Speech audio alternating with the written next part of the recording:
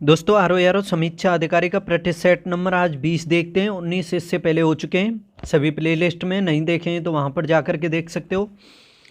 काफ़ी अच्छे क्वेश्चन रखे हैं आज के प्रैक्टिस सेट में, इंपॉर्टेंट होने वाला है। चैनल को सब्सक्राइब कर लो, लाइक शेयर करो, अपने दोस्तों के बीच भी फैला दो इसको, जिससे कि सभी को फ़ायदा मिल सके। देखो पहला क्वेश्चन आपके सामने काफ़ी इंपॉर्टेंट है। निम्नलिखित में से कौन सा सही सुमेलित नहीं है, तो आपको इसमें मिलान देखना है कौन सा सुमेलित नहीं है। देखो एक साइड में देश लिखे हुए हैं और एक साइड में व्यक्तियों के नाम लिखे हुए हैं। देखो सबसे पहले चीन, क्या चीन से संबंधित है? सन्यात सेन, ये एक व्यक्ति काफ़ी फेमस हुए हैं, क्रांतिकारी यानी ऐसे कह सकते हो, नेता हैं ये सभी। तो देखो चीन से ही संबंधित हैं ये सन्यात सेन जो हैं, तो ये पहला तो मिलान सही है। दूसरा है इसमें तुर्की, तुर्की से मुस्तफ़ा कमाल पाशा, तो ये भी सही है। तीसरा देखो इसमें ऑस्ट्रेलिया से साइमन बोलीवर, ये गलत है। इसमें ये साइमन बोलीवर जो है ये ऑस्ट्रेलिया से नहीं है, ये दक्षिण अमेरिका देश है, एक वेनेजुएला, जहाँ का एंजल फॉल काफ़ी फेमस है, सभी को पता होगा। और विश्व का सबसे ऊंचा जलप्रपात भी है एंजल, और वो वेनेजुएला में ही पड़ता है। ठीक है, आपको ये बताना है कि कौन सी नदी पर है ये। तो देखो इसका यही मिलान गलत हो जाएगा। और डी है इसमें क्यूबा, क्यूबा के ही हैं ये, फिदेल कास्त्रो। तो इसका सही जवाब क्या होगा? Option C. नेक्स्ट देखो अब, निम्नलिखित में से कौन सी दस्तकारी आर्यों द्वारा व्यवहार में नहीं लाई गई? ये जो 4 दस्तकारी दी हुई हैं इनमें से एक ऐसी है जिसको आर्य अपने प्रयोग में नहीं लेते थे, बाकी सभी प्रयोग में लाई गई हैं। देखो क्या मृदांड यानी पोट्री, तो ये भी करते थे, ये भी संबंधित है, प्रयोग में लाई गई थी आर्यों के द्वारा। आभूषण को भी लाया गया, बढ़ईगिरी भी यानी काष्ठकारिता को भी। लेकिन ये जो लोहार या लोहारगिरी है, इसके कहीं से कोई साक्ष्य नहीं मिले हैं कि आर्यों के द्वारा इसका प्रयोग किया गया था। देखो आर्यों के बारे में बताऊं, आर्य का मतलब होता है श्रेष्ठ, और आर्य भारत में आए थे 1500 BC में, और इन्होंने ही आगे चल कर के वैदिक सभ्यता की स्थापना की थी। जैसे पहली तो हुई थी इंडस वैली यानी हड़प्पा सभ्यता, सिंधु घाटी सभ्यता, उसके बाद हुई थी वैदिक सभ्यता, जिसका टाइम पीरियड था 1500 BC से 600 BC के तहत। और इस वैदिक सभ्यता को भी 2 भागों में बांट दिया था, ऋग्वैदिक काल और उत्तर वैदिक काल। इसी के यानी वैदिक सभ्यता जो हुई थी, चारों वेदों की रचना भी इसी टाइम में हुई थी। ठीक है, और देखो ऐसा कहा जाता है कि रामायण और महाभारत जो ग्रंथ हैं उन सभी की भी रचना की गई थी वैदिक काल में, लेकिन इसका घटना काल नहीं है, ये ओनली रचना काल है, याद रखना। और देखो आर्य भारत में आए थे ऐसा कहा, कहने के कारण कई हैं, यानी कई मत प्रचलित हैं, कोई ठोस मत नहीं है कि आर्य भारत में कहाँ से आए थे। लेकिन उन सभी मतों में देखा जाए तो सबसे प्रचलित जो मत है वो मैक्स मूलर का है कि आर्य जो आए थे भारत में मध्य एशिया से आए थे। उसके अलावा और भी इतिहासकार हुए हैं, जैसे बाल गंगाधर तिलक ने कहा है कि आर्य भारत में उत्तरी ध्रुव से आए थे। स्वामी विवेकानंद ने कहा है कि आर्य भारत में तिब्बत से आए थे। एडोल्फ हिटलर ने कहा है कि आर्य भारत में जर्मनी से आए थे। देखो हिटलर जर्मनी का रहने वाला था, तो उसने इसलिए कह दिया। स्वामी विवेकानंद ने कह दिया कि तिब्बत से आए, बाल गंगाधर तिलक ने कहा कि उत्तरी ध्रुव से आए। और देखो भारत में आकर के कहाँ रुके थे जो आर्य भारत में, यानी उन्होंने सभ्यता अपना निर्माण किया था, तो उत्तर में देखा जाए तो कश्मीर से लेकर के दक्षिण में उत्तरी राजस्थान तक बसे थे, और पूरब में देखा जाए तो गंगा तट से लेकर के पश्चिम में अफगानिस्तान तक के क्षेत्र में बसे थे ये। और इसी क्षेत्र को इन्होंने नाम दिया था आर्यावर्त का। देखो भारत का नाम है प्राचीन आर्यावर्त।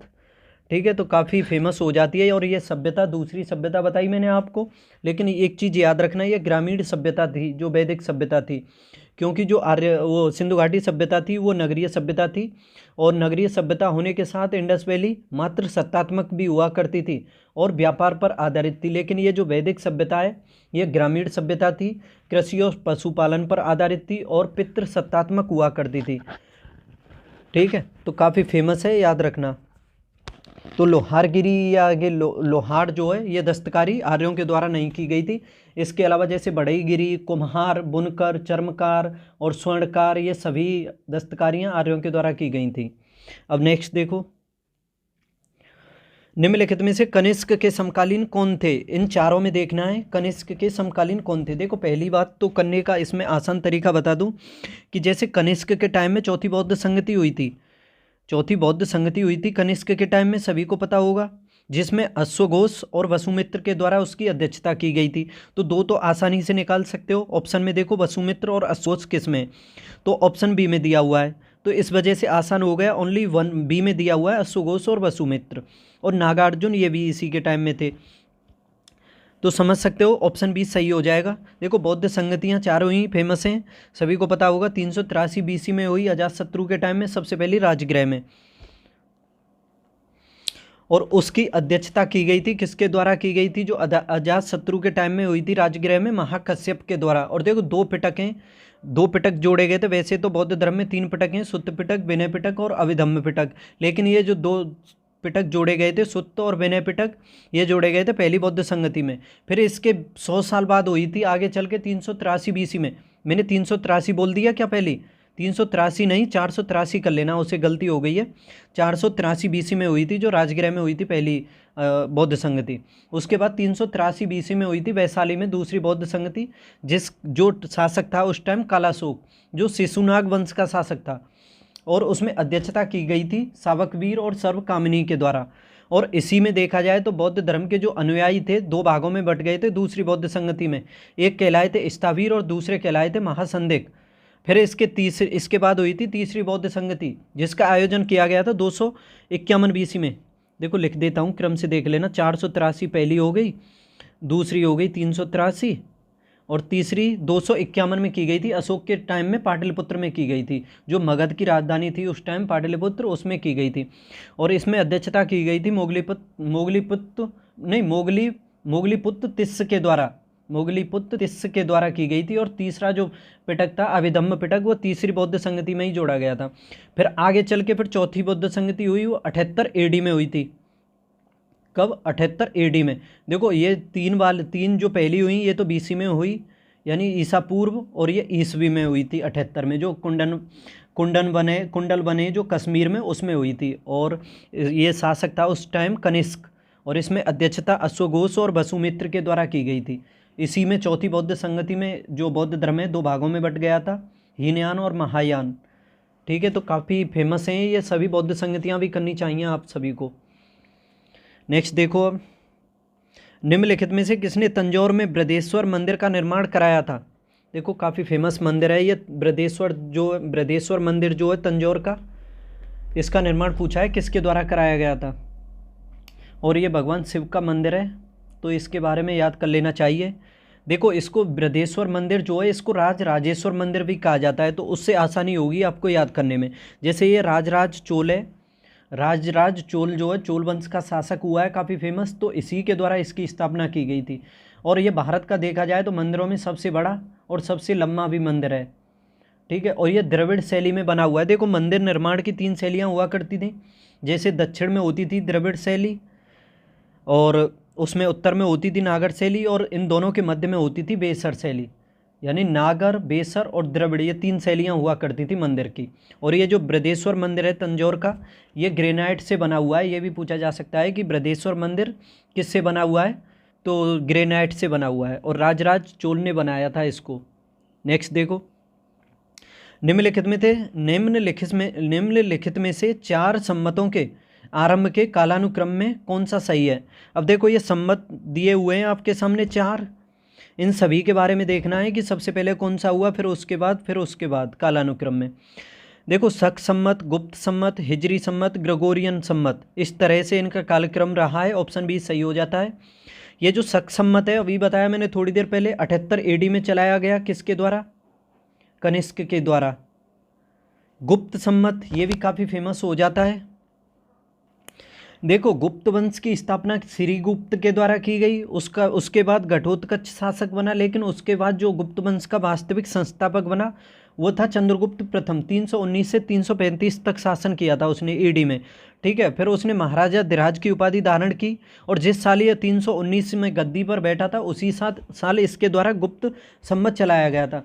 और देखो एक विक्रम सम्मत और है, विक्रम जो सम्मत चलाया गया था वो 57 BC में चलाया गया था, याद रखना। कब? 57 BC में, लेकिन ये AD में है, 319 AD में। उसके बारे में जो ये 57 BC वाला है काफ़ी कन्फ्यूजन है, कोई ठोस नहीं है, पर अधिकतर यही कहा जाता है कि विक्रमादित्य के द्वारा चलाया गया था, जो उज्जैन का शासक था।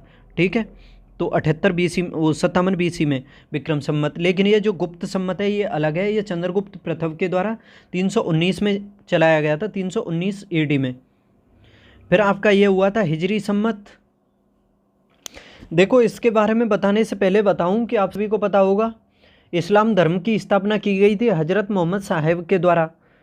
हज़रत मोहम्मद साहब का जन्म हुआ था 570 एडी में, मक्का में हुआ था। और देखो ये इस्लाम धर्म जो है एकेश्वरवादी धर्म है, याद रखना, इसमें एक ही ईश्वर को मान्यता दी गई है। और इसी में अरबी भाषा में अल्लाह कहा गया है। इस ईश्वर जो है इसमें अरबी भाषा में इसको कहा गया अल्लाह, और फारसी में कहा गया है खुदा। और इसके इस्लाम धर्म के अनुसार ऐसा भी कहा जाता है कि अल्लाह एक है और दूसरा कोई नहीं है। ठीक है, अल्लाह एक है, सिर्फ एक है और दूसरा कोई नहीं है। देखो सूफियों के अनुसार भी कहा जाता है कि अल्लाह से मोहब्बत करना ही उसकी इबादत करना है। जो सूफी हुए थे, सूफी संत, वो कहते थे कि अल्लाह से मोहब्बत करना ही उसकी इबादत करना होता है। और देखो 610 में ये जो हज़रत मोहम्मद साहिब हुए थे 610 एडी में, इन्हें हीरा नामक गुफा में ज्ञान की प्राप्ति हुई थी। 622 में इन्होंने मदीना की यात्रा की, वो जो क्या बोलते हैं, मक्का को छोड़ दिया था, मदीना चले गए थे। और जब 622 में इन्होंने मक्का को छोड़ा था, यानी मक्का से मदीना की जो यात्रा की थी इन्होंने, उसी को हिजारत कहा गया था। और उसी के बाद फिर 622 में इस्लामिक कैलेंडर है हिजरी सम्मत, जो इस्लामिक कैलेंडर जो हिजरी सम्मत से चलता है उसकी शुरुआत हुई थी। और फिर 632 में मदीना में ही मृत्यु हुई थी हज़रत मोहम्मद साहिब की। ठीक है, फिर उसके बाद लिख दूँ तो इसे 622 लिख दो इसे हिजरी को। और ग्रेगोरियन जो है ये 1582 में चला था। कब चला था? 1582 में। तो इस वजह से देख लो इसका ये सही हो जाएगा। सबसे पहले चला शक-सम्मत, गुप्त, हिजरी और ग्रेगोरियन, तो ऑप्शन भी सही है इसका। आगे देखते हैं अब, निम्नलिखित में से किसको शक्तिशाली सरदारों के एक समूह चहलगानी के विनाश का श्रेय दिया जाता है? देखो चहलगानी ये शक्तिशाली सरदारों का समूह हुआ करता था। देखो इस क्वेश्चन को करने से पहले कुछ संक्षेप में जानकारी बता दूं कि जैसे भारत पर मोहम्मद गोरी ने आक्रमण किया था, दूसरा तुर्क था वो गजनी से आया था, जिसने तराइन के युद्ध लड़े थे 1191 और 1192 में उससे पृथ्वीराज चौहान से। उसके बाद इसने शासन किया कुछ समय तक, फिर ये छोड़ करके चला गया था क्योंकि इसके 4 गुलाम हुआ करते थे। जैसे एक तो था कुतुबुद्दीन ऐबक, दूसरा यलदौज और तीसरा कुबाचा, चौथा बख्तियार खिलजी। इसने फिर हिंदुस्तान तो दे दिया था कुतुबुद्दीन ऐबक को, अफगानिस्तान दिया था अफगानिस्तान जो गजनी है वो क्षेत्र दिया था यलदौज को, और काबुल और कंधार दिया था कुबाचा को। और 1206 में गौरी की मृत्यु भी हो गई थी। फिर आगे गुलाम वंश की स्थापना 1206 में कुतुबुद्दीन ऐबक ने की। 1206 से 1290 तक गुलाम वंश ने शासन किया था। पहला इसमें शासक हुआ 1206 में कुतुबुद्दीन ऐबक, लेकिन यह कभी गद्दी पर नहीं बैठा था। इसने ओनली सिपाहा सलार की उपाधि धारण की थी, जिसको सेनापति कहा जाता था, उसी से शासन किया था इसने। देखो इसको कुतुबुद्दीन ऐबक को कुरान खां भी कहा जाता है क्योंकि कुरान का पाठ करता था। पील बख्श भी कहा जाता है क्योंकि हाथियों का दान करने वाला था ये। और इसको लाख बख्श भी कहा जाता है क्योंकि इसने लाखों के दान किए थे जनता में, इसी वजह से। फिर इसकी चौगान खेलते हुए 1210 में पोलो खेलते हुए मृत्यु हो गई थी। लाहौर में ही इसका मकबरा है। फिर इसके बाद शासक बना था इल्तुतमिश 1211 में। देखो इल्तुतमिश से पहले तो आराम शाह बना था, लेकिन उसके बाद उसको जून के युद्ध में इसने हरा दिया था। 1211 में लड़ा गया था जून का युद्ध। ठीक है, इल्तुतमिश बना 1211 में और 1236 तक इसने शासन किया। और यह एक इलवारी तुर्क था, इसी वजह से गुलाम वंश को इलवारी वंश भी कहा जाता है, याद रखना इसके बारे में भी।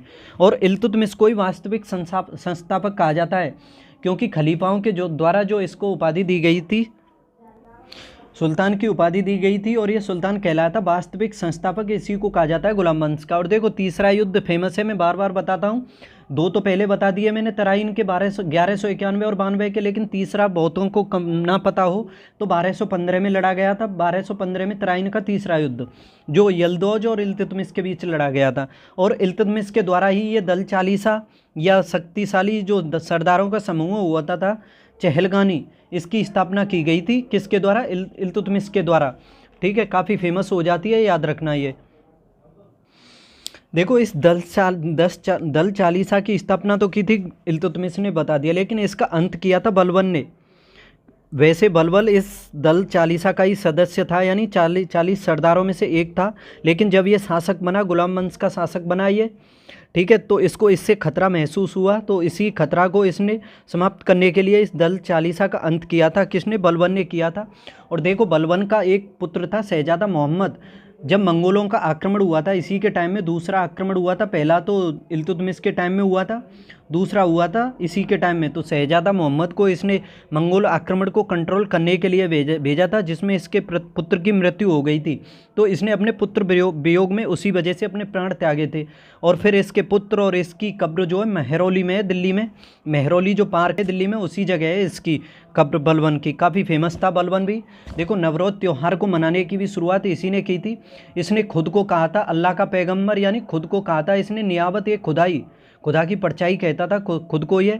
इसी के द्वारा राजस्व विभाग और सैन्य विभाग के दो पद थे, जिन्हें राजस्व विभाग में तो कहा जाता था दीवाने बिजारत और सैन्य विभाग में कहा जाता था दीवाने आरिज। इन दोनों की स्थापना की थी। और सिजदा और पाइबोस प्रथा की भी शुरुआत बलबन ने की थी। और लोहा एवं रक्त की नीति ये पूछी जाती है, इसकी भी शुरुआत बलबन ने की थी। ठीक है, नसरुद्दीन महमूद जो था उसके बाद ये शासक बना था, और इसने अपनी पुत्री का विवाह भी उससे किया था। और उलूग खां की उपाधि भी दी थी इसे नसरुद्दीन महमूद ने, यानी विश्व का खान। तो समझ सकते हो, काफ़ी फेमस हो जाता है ये जो है बलबन। मंगोलों का दूसरा आक्रमण हुआ था इसके टाइम में। आगे देखो, खलीफा से प्रतिष्ठा पत्र मांगने और प्राप्त करने वाला प्रथम सुल्तान कौन था? खलीफा से पत्र मांगने और प्राप्त करने वाला दूसरा सुल्तान कौन था?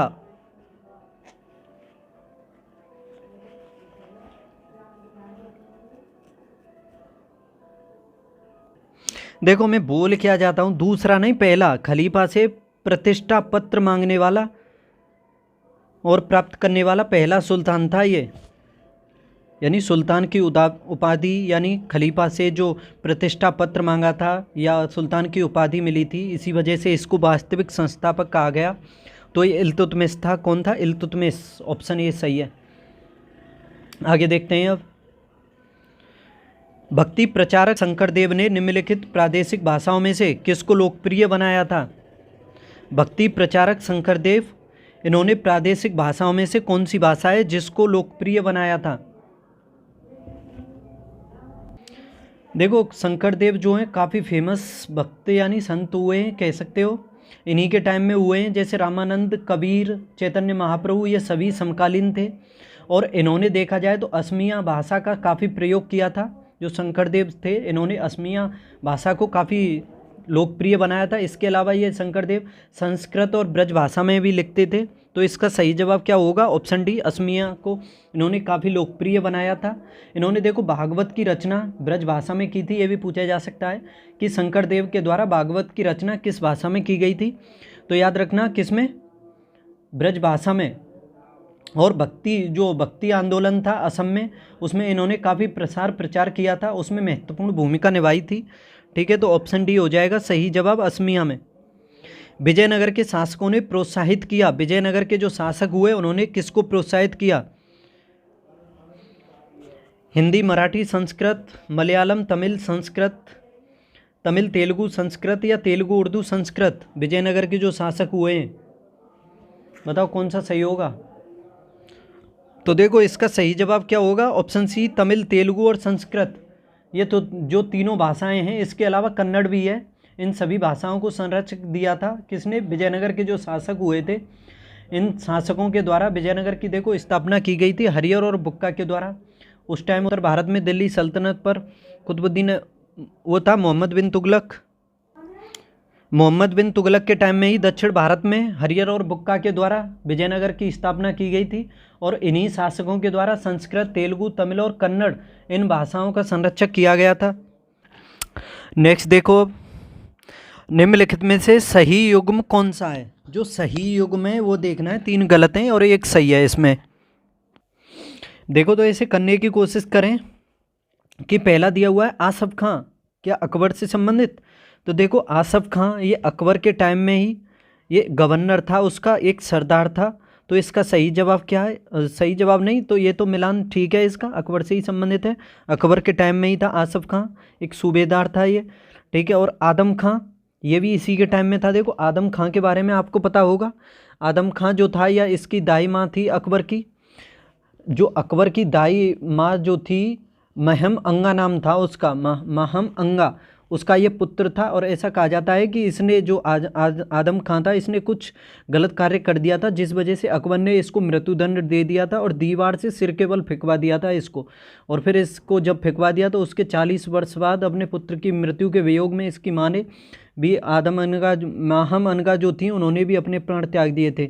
और फिर इन दोनों की जो कब्र है महरौली में दिल्ली में बनाई गई है, यानी इन दोनों का जो मकबरा है वो दिल्ली में ही है, महरौली में।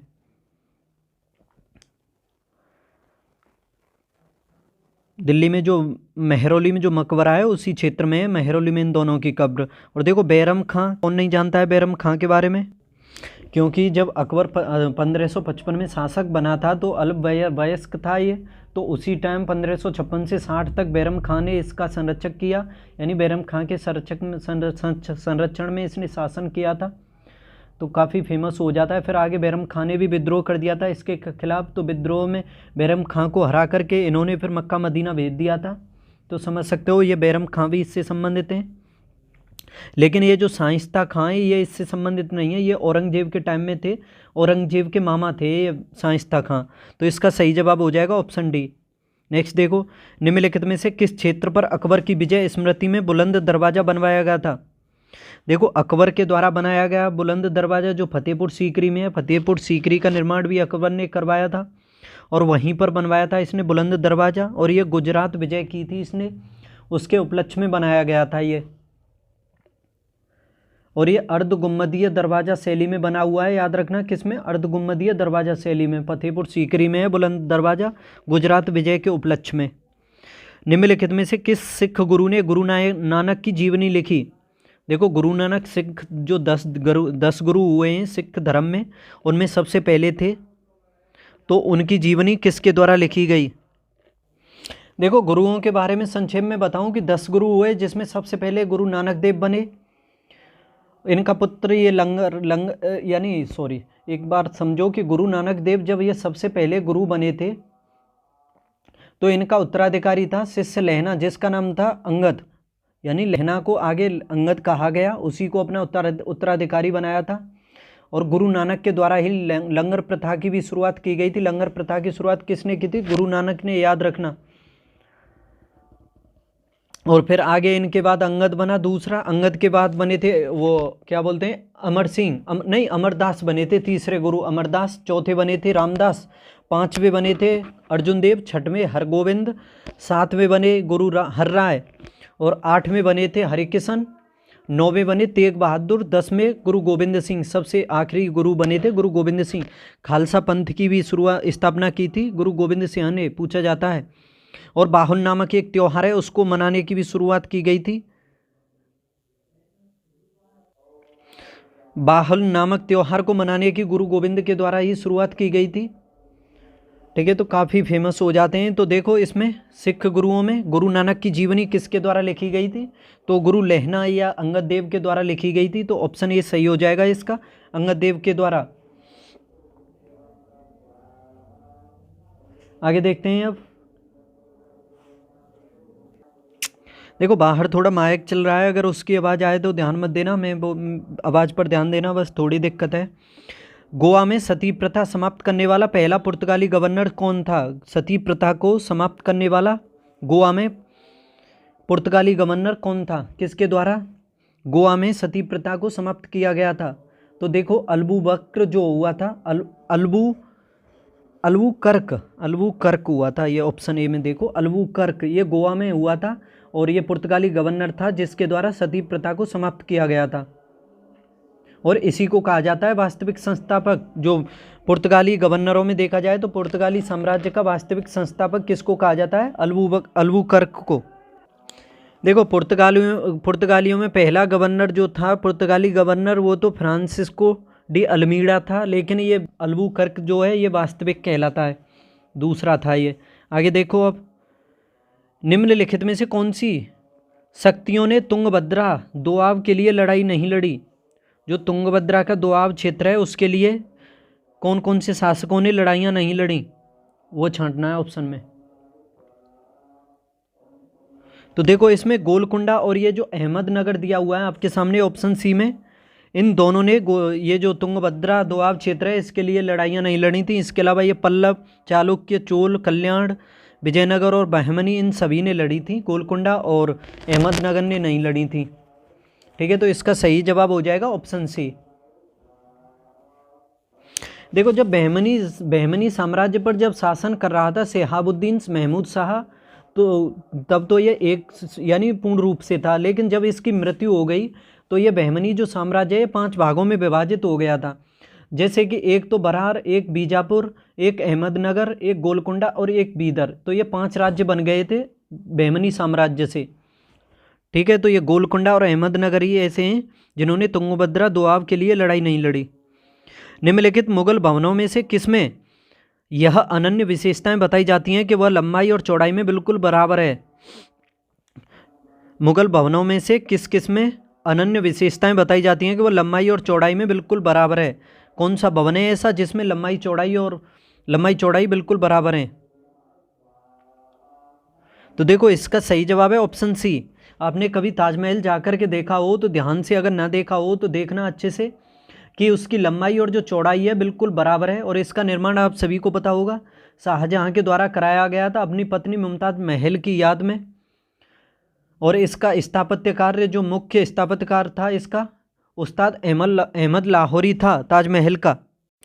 देखो, ताजमहल से संबंधित कई क्वेश्चन पूछे जाते हैं कई तरह से। जैसे मैं समझाऊं कि इसका जो प्रधान मिस्त्री था वो कौन था। देखो, प्रधान मिस्त्री तो इसका ताजमहल का उस्ताद ईसा था, लेकिन इसको डिजाइन किसने किया था? ये अहमद लाहौरी के द्वारा किया गया था। और देखो, इसमें पित्रा शैली का इस्तेमाल किया गया जो ईरानी कला हुआ करती थी। लेकिन ये पूछा जा सकता है कि पित्रा शैली का इस्तेमाल सबसे पहले भारत में किस इमारत में किया गया? तो ताजमहल में नहीं किया गया, इससे पहले किया गया था किसमें? नूरजहां ने बनवाया था अपने पिता ग्यास बेगम का मकबरा जो आगरा में बनवाया था, एतमाद-उद-दौला का मकबरा। यानी ग्यास बेग का नाम क्या था? एतमाद-उद-दौला। उसी का मकबरा बनाया था एतमाद-उद-दौला का मकबरा आगरा में नूरजहां ने। उसमें हुआ था पित्रा शैली का सबसे पहले प्रयोग। फिर ताजमहल में भी हुआ। लेकिन हुमायूं का मकबरा जो है भारत में सफ़ेद संगमरमर का बना हुआ है। याद रखना, दिल्ली में जो है हुमायूं का मकबरा उसमें सफ़ेद संगमरमर का प्रयोग हुआ है। और ये जो लाल किला बना है भारत का, इसका आगरा का लाल किला जो है इसको अकबर ने बनवाया था, याद रखना। और शाहजहां ने दिल्ली के लाल किले को। और देखो, ताजमहल के बारे में बताऊं, इसमें सफ़ेद संगमरमर का इस्तेमाल हुआ है जो मकराना से मंगाया गया था, राजस्थान से। सफ़ेद संगमरमर का ताजमहल बना था 22 वर्ष में। 1631 में इसका कार्य स्टार्ट हुआ था और 1653 तक बना था ये। ठीक है, तो काफ़ी फेमस है ताजमहल जो है। इसकी लंबाई और चौड़ाई जो है बिल्कुल बराबर है। नेक्स्ट देखो, किस मुगल शासक ने भारत की वनस्पतियों और प्राणी जगत, ऋतुओं और फलों आदि का विशद विवरण अपनी दैनंदिनी डायरी में लिखा है? कौन सा मुगल शासक है जिसने भारत की वनस्पतियों और प्राणी जगत, ऋतुओं और फल आदि का विवरण किया है अपनी डायरी में? बताओ। तो देखो, इसका सही जवाब हो जाएगा ऑप्शन सी, बाबर। बाबर के द्वारा जो है वनस्पतियों, प्राणी जगत, ऋतुओं, फलों, इस सभी का अपनी जो डायरी लिखता था, ये डेली लिखता था, तो उसमें उल्लेख किया गया है। और इसने बाबरनामा, तुझके बाबरी, ये भी लिखा था। और ये पूछा जा सकता है कि किस भाषा में लिखा था इसने जो तुझके बाबरी या बाबरनामा लिखा था? तो याद रखना, तुर्की भाषा में लिखा था इसने। किस में? तुर्की में। आगे देखो, निम्नलिखित राजवंशों को कालानुक्रम में व्यवस्थित करना है। तुगलक वंश, लोदी वंश, सैयद वंश, इलवारी तुर्क या खिलजी। देखो, इलवारी तुर्क देख रहे होंगे, इससे थोड़ा कंफ्यूज मत होना, क्योंकि इल्तुतमिश जो गुलाम वंश का वास्तविक संस्थापक बना था वो एक इलवारी तुर्क था। इसी वजह से उस वंश को इलवारी वंश कहा गया। तो ये गुलाम वंश ही है, लिख देता हूँ इसमें गुलाम वंश। ठीक है, सबसे पहले हुआ था गुलाम वंश, 1206 से लेकर के 1290 तक हुआ था। उसके बाद हुआ था खिलजी वंश, 1290 से 1320 तक हुआ था। उसके बाद हुआ था तुगलक वंश, 1320 से लेकर के 1414 तक, और इसी ने सबसे अधिक समय तक शासन किया था। फिर हुआ था सैयद वंश, जिसने 1414 से लेकर के तकरीबन 1414 से 1451 के आसपास तक शासन किया, 1451 तक। और सबसे एंड में शासन किया था लोधी वंश ने 1451 से लेकर के 1526 तक, पानीपत का जो युद्ध हुआ था उस टाइम तक। तो देखो सबसे पहले तो आएगा गुलाम वंश, 4 आएगा सबसे पहले, उसके बाद 5 आएगा खिलजी वंश, फिर 1 आएगा तुगलक, फिर 3 आएगा सैयद, और फिर 2 आएगा लोधी वंश। 4 5 1 3 2 देखना है, 4 5 1 3 2, 4 5 1 3 2, तो ऑप्शन डी सही है इसका। नेक्स्ट देखो कौन सा युग्म सुमेलित नहीं है, जो सुमेलित नहीं है वो देखना है। मार्को पोलो क्या इटली से आया था, अलबरूनी उज्बेकिस्तान से, इब्न बतूता मोरक्को से, और निकेतिन समरकंद से। तो देखो इसमें करने की कोशिश करें। इसमें पहला दिया हुआ है मार्को पोलो, ये इटली का निवासी था, यानी इटली से आया था यह घूमने, और इसने कहा जाता है कि चीन की यात्रा की थी और चीन की खोज का श्रेय भी इसी को दिया जाता है। तो मार्को पोलो इटली से संबंधित है। अलबरूनी ये भी काफ़ी फेमस था, महमूद गजनवी जब आया था तो उसी के साथ आया था, और यह एक विदेशी था, विदेशी यात्रियों में देखा जाए तो काफ़ी फेमस था, और इसी ने पुराणों का अध्ययन भी किया था। 1030 में इसने किताबुल हिंद नामक एक पुस्तक लिखी थी, जिसको कहा जाता है तहकीके हिंद, यानी भारत की खोज कह सकते हो, तहकीके हिंद, इसको लिखा था 1030 में अलबरूनी ने। और देखो महमूद गजनवी के टाइम में फिरदौसी और था, एक दरबारी लेखक था, उसका शाहनामा उसी के द्वारा लिखी गई थी, और एक बैहाकी था उसी के टाइम में, महमूद गजनवी के टाइम में। और तारीख सुबुक्तगीन, जो सुबुक्तगीन महमूद गजनवी का पिता था, उसके पिता की बायोग्राफी लिखी गई थी बैहाकी के द्वारा। अब ये देखो अलबरूनी तो बता ही दिया मैंने, ये उज्बेकिस्तान से आया था। इब्न बतूता ये मोरक्को से आया था, इब्न बतूता भी काफ़ी फेमस हो जाता है, और ये मोहम्मद बिन तुगलक के टाइम में आया था, जो अफ्रीका देश है मोरक्को, उस जगह से आया था, और मोहम्मद बिन तुगलक ने इसको अपना काजी नियुक्त किया था, और इब्न बतूता के द्वारा ही रहला या सफ़रनामा नामक पुस्तक लिखी गई थी, और इसी ने दिल्ली को सबसे समृद्ध शहर भी बताया था इब्न बतूता ने। और इसने ऐसा भी कहा था कि मोहम्मद बिन तुगलक की जो सेना है सबसे बड़ी है विश्व में।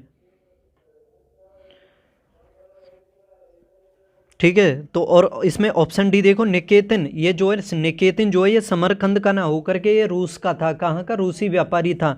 तो इसका ऑप्शन डी गलत हो जाता है, और गलत है वही पूछा है इसमें। अब नेक्स्ट देखो सूची फर्स्ट का, इसमें नहीं मिलान नहीं करना, जो सही सुमेलित नहीं है वो देखना है। फिर इसमें भी फॉरवर्ड ब्लॉक सुभाष चंद्र बोस से संबंधित है क्या, बताओ। तो देखो फॉरवर्ड ब्लॉक से सुभाष चंद्र बोस का संबंध है, बिल्कुल ठीक है। भारतीय बोल्शेविक पार्टी एन मजूमदार, भारतीय बोल्शेविक पार्टी एन मजूमदार से संबंधित है, बिल्कुल ठीक है। लेकिन ये रेडिकल डेमोक्रेटिक पार्टी जो है ये जवाहरलाल नेहरू से संबंधित नहीं है। ये किससे है, इसकी स्थापना, ये रेडिकल डेमोक्रेटिक पार्टी जो है इसकी स्थापना 1939 में की गई थी, और किसके द्वारा, मानवेंद्र नाथ राय के द्वारा की गई थी, मानवेंद्र नाथ राय के द्वारा। तो इसका जवाब तो यही हो जाएगा। और ये डी देखो क्रांतिकारी साम्यवादी दल, ये सोमेंद्र नाथ टैगोर से संबंधित है, तो इसका आंसर होगा ऑप्शन सी। निम्नलिखित में से किस घटना ने ब्रिटिश ईस्ट इंडिया कंपनी को बंगाल सूबे का वास्तविक स्वामी बना दिया था, कौन सी घटना थी? क्या बक्सर का युद्ध था 1764 का, प्लासी का युद्ध 1757 का, फर्रुखसियर का फरमान जो दिया गया था 1717 में, या इब्राहिम खान का फरमान जो 1690 में दिया गया? तो कौन सी घटना घटित हुई इन चारों में से जिससे अंग्रेज ईस्ट इंडिया कंपनी को वास्तविक स्वामी बना दिया था? बताओ कौन सी घटना हो सकती है आपके हिसाब से? तो देखो इसकी सही घटना है, कौन सी वास्तविक घटना देखा जाए तो बक्सर की लड़ाई है जो 1764 में लड़ी गई थी। आपको पता होगा अंग्रेज़ों की तरफ से हेक्टर मुनरो ने इसमें वो किया था नेतृत्व, और उसके खिलाफ 3 लड़े थे, जैसे शाह आलम सेकंड लड़ा था, अवध का नवाब शाह आलम सेकंड नहीं, उसका अवध का नवाब था, वो क्या बोलते हैं, शुजाउद्दौला, और मुग़ल बादशाह था शाह आलम सेकंड, मुग़ल बादशाह शाह आलम सेकंड, अवध का नवाब शुजाउद्दौला, और बंगाल का नवाब मीर कासिम। इन तीनों की सेनाओं को संयुक्त रूप से इसने मुनरो ने बक्सर की लड़ाई में 1764 में हराया था, और यही जो युद्ध था इसी से वास्तविक स्वामी बन गए थे अंग्रेज। इससे पहले लड़ा गया था प्लासी का युद्ध 1757 में बंगाल के नवाब सिराजुद्दौला और रॉबर्ट क्लाइव के बीच। फर्रुखसियर ने फरमान जारी किया था 1717 में, यानी बिना कर के व्यापार करने का, और इब्राहिम खान का फरमान था 1690 का। आगे देखो, जिस समय वर्ष 1761 में पानीपत की तीसरी लड़ाई में अहमद शाह अब्दाली ने मराठाओं को हराया, उस समय दिल्ली का शासक कौन था? 1761 में लड़ा गया था पानीपत का तीसरा युद्ध, सभी को पता होगा। 1526 में लड़ा गया पहला युद्ध, 1556 में दूसरा, और 1761 में लड़ा गया तीसरा, अहमद शाह अब्दाली और मराठाओं के बीच। तो ये पूछा है उस टाइम दिल्ली का सुल्तान कौन था दिल्ली पर? तो देखो इसका सही जवाब है, जब पानीपत का तीसरा युद्ध लड़ा गया था तो दिल्ली पर शासन कर रहा था शाह आलम द्वितीय। कौन? शाह आलम द्वितीय। और इसने शासन किया था 1759-60 से लेकर के 1806 तक। ठीक है, और इसका वास्तविक नाम भी पूछा जा सकता है शाह आलम सेकंड का, तो अली गौहर था इसका वास्तविक नाम। इसी के टाइम में लड़ा गया था ये पानीपत का तीसरा युद्ध। और 1803 में इसी के टाइम में 1803 में इसी के टाइम में अंग्रेज़ों ने दिल्ली पर अधिकार कर लिया था और मुग़लों को अपना पेंशनर जो बना दिया था।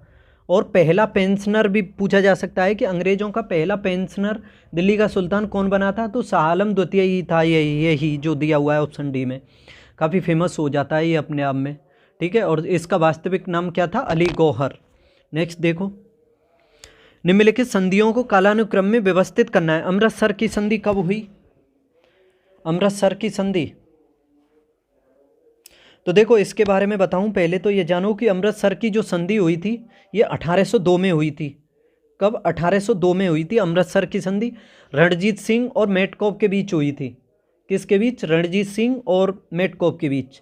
इसमें सतलज नदी को रणजीत सिंह की सीमा मान लिया गया था, यानी सतलज नदी तक ही इसका साम्राज्य मान लिया गया था। और बसीन की संधि कब हुई थी? ये हुई थी 1802 में।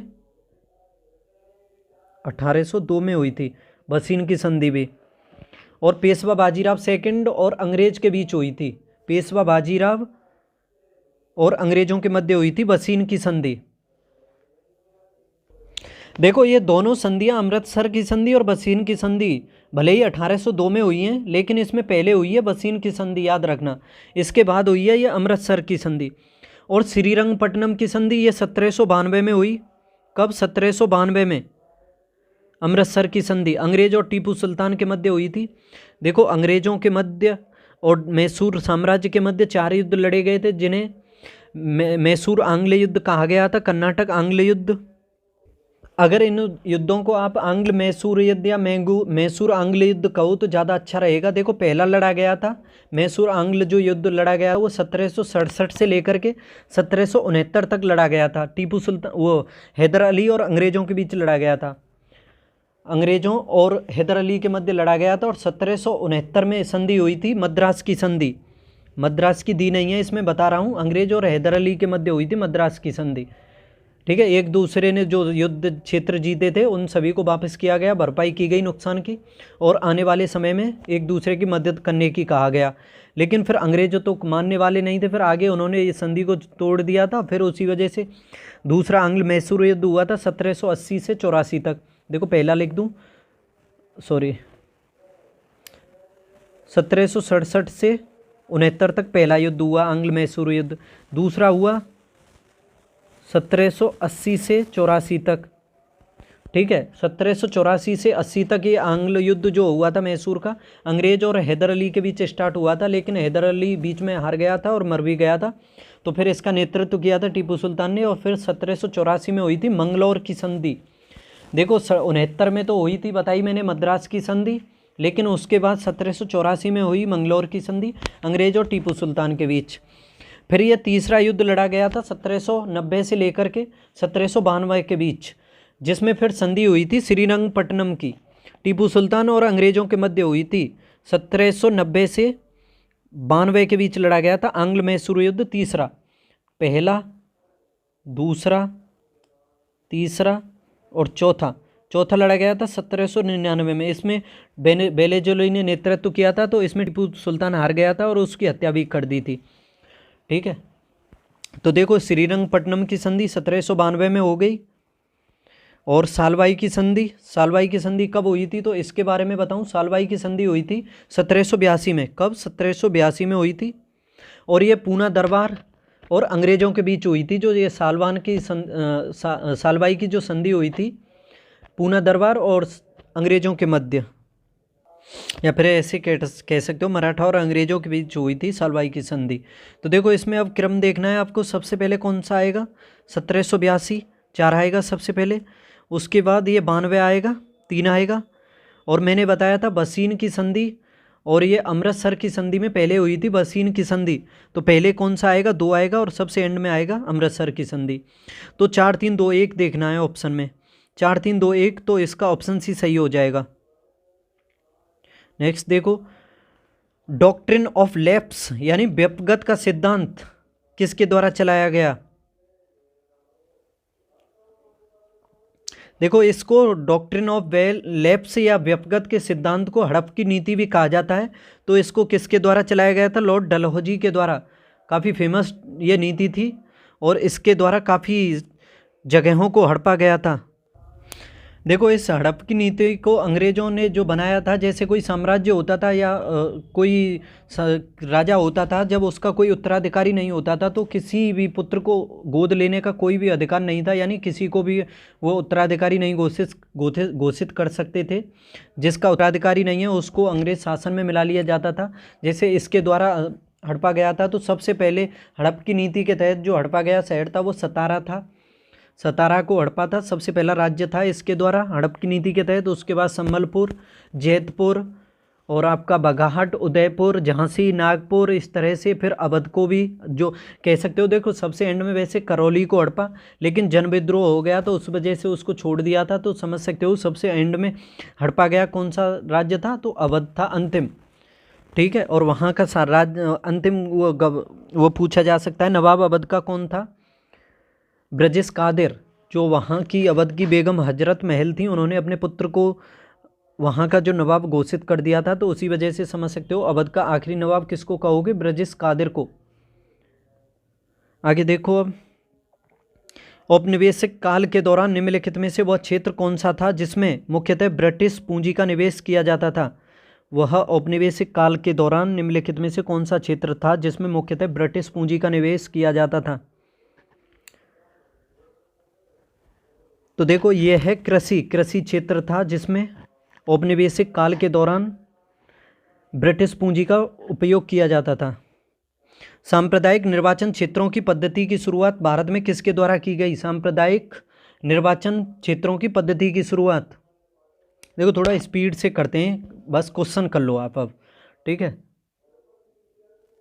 तो 1909 का जो मोर्ले मिंटो सुधार अधिनियम आया था उसके तहत सांप्रदायिक निर्वाचन क्षेत्रों की पद्धति की शुरुआत की गई थी। ठीक है, 1909 के।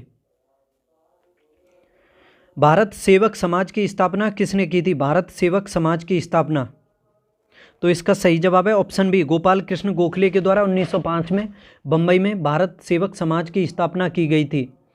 और यह समाज ऐसे व्यक्तियों का संगठन था, याद रखना, जो अपनी मातृभूमि की किसी न किसी रूप में सेवा करने को समर्पित थे। ठीक है, तो इसकी भारत सेवक समाज की स्थापना 1905 में मुंबई में गोपाल कृष्ण गोखले के द्वारा की गई थी। वर्ष 1921 में नरेंद्र मंडल या चैम्बर ऑफ प्रिंसेस किसके द्वारा आरंभ किया गया था? 1921 में नरेंद्र मंडल या चैम्बर ऑफ प्रिंसेस किसके द्वारा आरंभ किया गया? तो देखो इसके बारे में बता दूं आपको, इसको स्टार्ट किया था किसने? ड्यूक ऑफ कनॉट ने। नहीं, हाँ सही है, ऑप्शन सी सही है इसका, ड्यूक ऑफ कनॉट ने। देखो 8 फरवरी 1921 को एक शहरी उद्घोषणा की गई थी जिसमें नरेंद्र मंडल की स्थापना की गई थी। और दिल्ली का जो लाल किला है उसके दीवाने आम, देखो दीवाने आम और दीवाने खास थे शाहजहां के काल में लाल किले में 2। ठीक है, उसी में दीवाने आम में आयोजित एक उद्घाटन समारोह का शुभारंभ हुआ था जिसमें ड्यूक ऑफ कॉमेंट द्वारा किया गया था इसका। आगे देखो, निम्नलिखित में से कौन सा युग्म सुमेलित नहीं है? साम्यवाद कार्ल मार्क्स थे, साम्यवाद जो है कार्ल मार्क्स से संबंधित है, तो सही है ये। तो पूंजीवादी फिदेल कास्त्रो,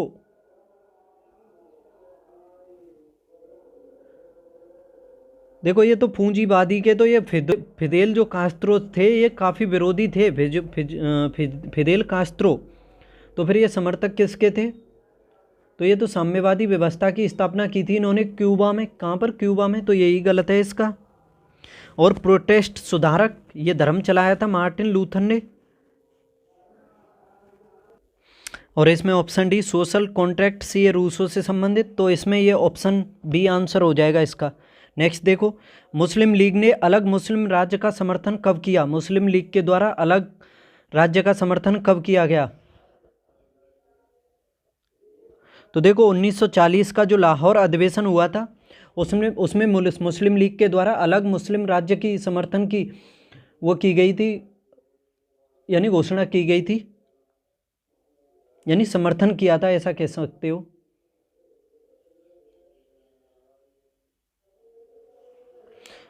आगे देखो, ज्योतिबा फुले के सत्यशोधक, सॉरी जीभ में क्या हो रहा है आज, एक सेकंड।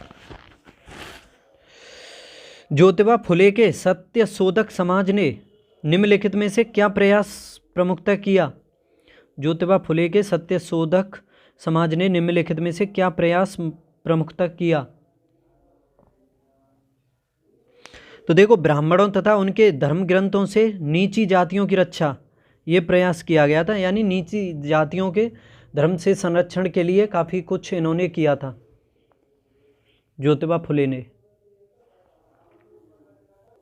याद रखना, सत्यशोधक समाज की स्थापना ज्योतिबा फुले के द्वारा की गई थी। किस भारतीय राजनेता ने निम्नलिखित शब्द कहे थे? कई वर्ष पहले नियति के साथ हमारी भेंट हुई थी और अब समय आ गया है कि हम अपने वायदे को पूरा करें। ये किस नेता ने कहा था कि कई वर्ष पहले नियति के साथ हमारी भेंट हुई थी और अब समय आ गया है कि हम अपने वायदे को पूरा करें? तो देखो, ये कहा था किसने? जवाहरलाल नेहरू ने, पंडित जवाहरलाल नेहरू ने, भारत के पहले प्रधानमंत्री ने। भारतीयों ने साइमन कमीशन का बहिष्कार किया था, क्योंकि साइमन कमीशन का बहिष्कार भारतीयों ने क्यों किया था? देखो 1928 में आया था साइमन कमीशन, सबसे पहले मुंबई पहुंचा था, वहाँ काले झंडे दिखा करके इसका काफ़ी विरोध हुआ था और इसको वापस जाओ के नारे लगाए गए थे, क्योंकि इसमें जो 7 सदस्य थे सभी के सभी अंग्रेज थे, तो इसी वजह से इसका काफ़ी विरोध किया गया था। तो इसका सही जवाब क्या हो जाएगा? ऑप्शन सी, केवल गोरों का कमीशन था, भारतीय प्रतिनिधित्व के बिना आया था ये। यह विचार किसने विकसित किया था कि साधन ही उद्देश्यों का औचित्य बनाते हैं? किसने यह विचार विकसित किया था कि साधन ही उद्देश्यों का औचित्य बनाते हैं? तो यह कहा था महात्मा गांधी ने। महात्मा गांधी ने साधन ही उद्देश्यों का औचित्य बनाते हैं, यह विचार किया था। अमेरिका के निम्नलिखित राष्ट्रपतियों को कालानुक्रम में व्यवस्थित करना है, देखना है इसमें सबसे पहले कौन सा हुआ, उसके बाद कौन सा। अमेरिका के पहले राष्ट्रपति तो जॉर्ज वॉशिंगटन थे, लेकिन वो दिए नहीं है, तो इन सभी में देखो इन सभी में करने की कोशिश करें कि इन चारों में देखा जाए तो सबसे पहले राष्ट्रपति अमेरिका के रहे थे रूजवेल्ट, यानी फ्रैंकलिन डी रूजवेल्ट। ये कब से कब तक रहे थे? 1933 से लेकर के 1945 तक रहे थे। इनके बाद रहे थे जॉन कैनेडी। इसमें देखो जॉन एफ कैनेडी जो हैं, ये कब से कब तक रहे थे? 1961 से 63 तक रहे थे। उसके बाद कौन से बने? निक्सन बने थे, रिचर्ड निक्सन। और ये कब से कब तक रहे थे? 1969 से 74 तक। और ये बिल क्लिंटन, ये बने थे 93 से 2001 के बीच।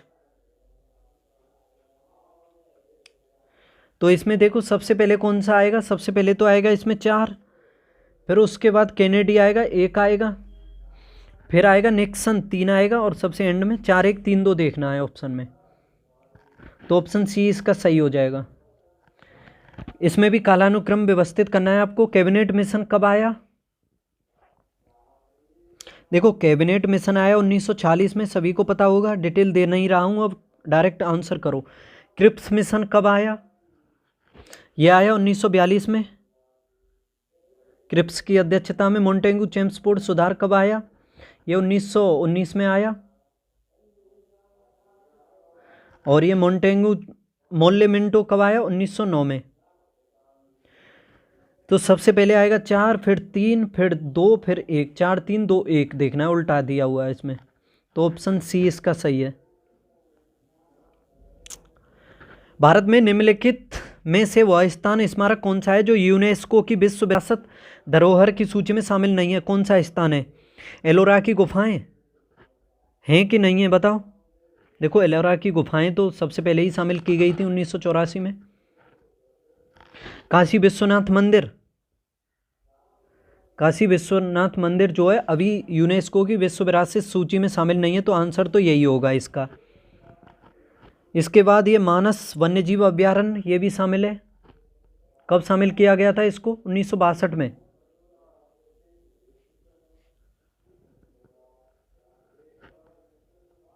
और एलोरा की गुफाओं को कब शामिल किया गया था? 1983 में। चलो बता दूं, 1983 में शामिल किया गया था।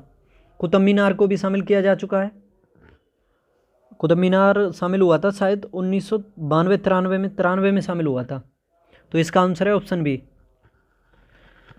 अब देखो सूची फर्स्ट का सेकंड का मिलान करना है इसमें। पन्नालाल घोष, ये एक साइड में कलाकार दिए हुए हैं और कलारूप जिससे संबंधित हैं। पन्नालाल घोष ये बांसुरी वादक हैं, बांसुरी बजाते हैं। पन्नालाल घोष क्या बजाते हैं? बांसुरी। तो 3 आएगा ए का। पंडित भीमसेन जोशी ये क्या बजाते हैं? हिंदुस्तानी संगीत से संबंधित हैं पंडित भीमसेन जोशी, तो बी का हो जाएगा 4।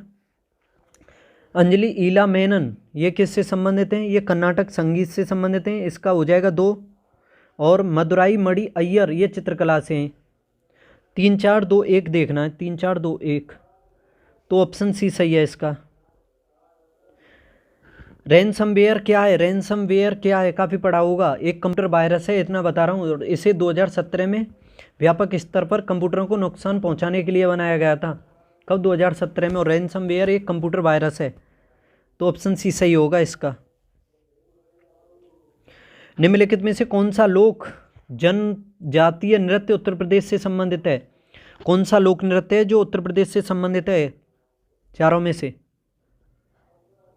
तो देखो ये जो थोरा दिया हुआ है, थोरा, हाँ थोरा सही है, थोरा उत्तर प्रदेश से ही है। लेकिन ये वीथी जो है ये आंध्र प्रदेश से है, ये यूपी से हो गया।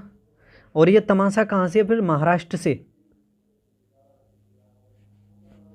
और ये रौफ जम्मू कश्मीर से है। आगे देखो, निम्नलिखित में से कौन भरतनाट्यम की नर्तकी नहीं है? कौन सी नहीं है भरतनाट्यम की? देखो भारत के 8 क्लासिकल नृत्य हैं, यानी शास्त्रीय नृत्य, उन सभी को पढ़ना चाहिए आपको। जैसे पहला है भरतनाट्यम, भरतनाट्यम जो तमिलनाडु से संबंधित है। एक है कथक जो उत्तर प्रदेश से है, कथक उत्तर प्रदेश से। कथकली केरल से है। कुचिपुड़ी कहाँ से? आंध्र प्रदेश से। मणिपुरी मणिपुर से, याद करने की कोई दिक्कत नहीं होगी मणिपुरी को। तो ओडिसी ओडिया का है, ये भी नाम में ही दिया हुआ है उसके में। मोहिनी अट्टम केरल का है। देखो केरल के 2 हैं, एक तो है कथकली, एक मोहिनी अट्टम। कुचिपुड़ी आंध्र प्रदेश का। और सत्रिया कहाँ का है? असम का। वैसे फेमस काफ़ी बिहू है असम में, लेकिन वो क्लासिकल नहीं है, क्लासिकल है सत्रिया। ठीक है, तो इसमें देखो भरतनाट्यम की नर्तकी नहीं है। इन चारों में कौन सी नहीं है भरतनाट्यम की? तो इसका सही होगा ऑप्शन सी। सितारा देवी जो है ये भरतनाट्यम से संबंधित नहीं है। लीला सैमसन, सोनल मानसिंह, गीता रामचंद्रन ये सभी भरतनाट्यम से संबंधित हैं। और सितारा ये देवी जो है ये शास्त्रीय जो नृत्य है, कथक की शैली है, एक प्रसिद्ध है भारतीय नृत्यांगना थी ये सितारा देवी जो थी। सितारा देवी जो थी ये शास्त्रीय जो कथक नृत्य है उससे संबंधित थी। निम्नलिखित में से किस निर्णय में कहा गया है कि धर्मनिरपेक्षता और संघवाद भारतीय संविधान की मूल विशिष्टताएं हैं? कौन से निर्णय में कहा गया कि धर्मनिरपेक्षता और संघवाद भारतीय संविधान की मूल विशिष्टताएं हैं? तो देखो एसआर बोम्बई मामला जो हुआ था, एसआर बोम्बई और भारत संघ के बीच 1994 का मामला है। कब का? 1994 का। एसआर बोम्बई वर्सेस भारत सरकार मामले में कहा गया था कि धर्मनिरपेक्षता और संघवाद भारतीय संविधान की मूल विशिष्टताएं हैं। ठीक है, देखो कुछ और वाद हुए थे, उन सभी को भी जान लो। मामले जो हुए, एक हुआ था शंकरी प्रसाद बना भारत संघ मामला। कब हुआ था? 1951 में। और उसमें कहा गया था कि मूल अधिकार जो हैं उनमें संशोधन हो सकता है। उसके बाद हुआ था सज्जन सिंह बना भारत सरकार मामला जो 1961 में हुआ था। उसमें कहा गया था कि मूल अधिकार में संशोधन हो सकता है। देखो दोनों में, शंकरी प्रसाद और सज्जन सिंह में, दोनों में कहा गया कि मूल अधिकारों में संशोधन कर सकते हैं। लेकिन तीसरा हुआ था गोलकनाथ बनाम भारत पंजाब मामला। गोलकनाथ बनाम पंजाब मामला हुआ था 1967 का, और इसमें कहा गया था गोलकनाथ वाले में कि मूल अधिकारों में संशोधन नहीं हो सकता।